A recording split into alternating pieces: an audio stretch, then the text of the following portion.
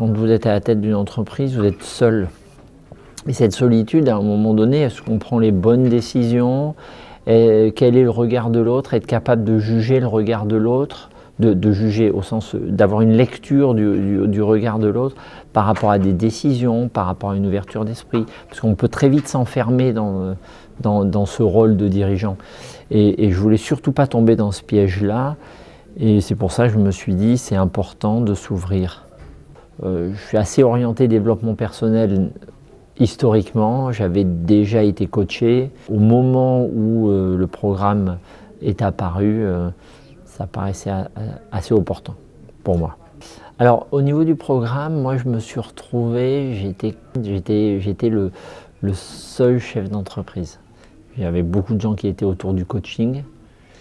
Et je me suis dit, j'avais ce positionnement-là, je me suis dit, oula, le développement personnel de ces gens-là, ils sont allés beaucoup plus loin que moi, parce que forcément, eux, ils en font leur métier.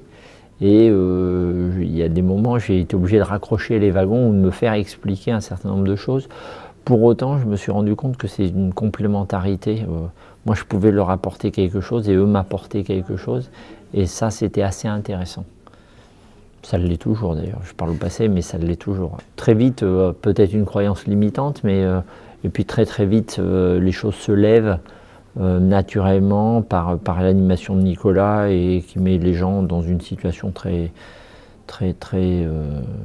apaisée, on est très à l'aise très rapidement. La phrase est toujours une phrase très pesée, très mesurée, mais très adaptée à la personnalité de la personne, en l'occurrence moi, où ça tombait vraiment comme si on se connaissait depuis très longtemps.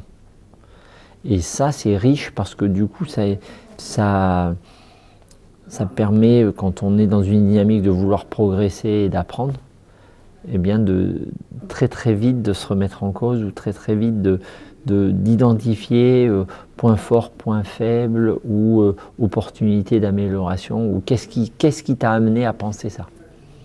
Et ça, c'est vraiment ce que je dirais le trait de caractère qui m'a marqué le plus. Ça me renforce dans certaines croyances sur le développement et sur le fait d'essayer de faire mieux demain, tant pour moi que pour les autres. Voilà, c'est-à-dire que je me dis, sur certaines idées ou sur certaines pensées, je me dis, mais je suis peut-être un peu à part, ou je suis peut-être tout seul à penser ça. Et en fait, je me rends compte que cette orientation vers l'autre, cette orientation vers le développement, soit de soi-même, soit des collaborateurs, ou comprendre, avoir une lecture intéressante des attitudes des collaborateurs, et bien en fait, il y a plusieurs personnes qui le pensent, il y a des gens qui travaillent dessus. On peut ne pas toujours être d'accord ou être en phase avec ça, mais c'est très riche.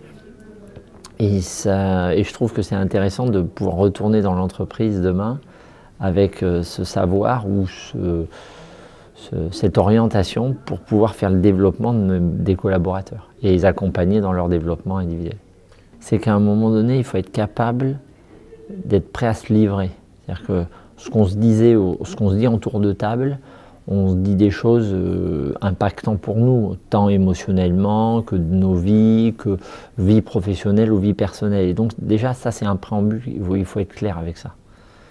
On sait que ça ne sortira pas, mais il faut être très à l'aise avec ça, parce que sinon, si on n'est pas vrai et si on n'est pas authentique, ça ne va pas servir à grand-chose. Voilà. Et puis après, une fois qu'on est dans cet esprit-là, on peut arriver très sereinement à être accompagné, sachant que le regard n'est pas un regard jugé. Les gens ne nous jugent pas. On peut avoir des avis différents.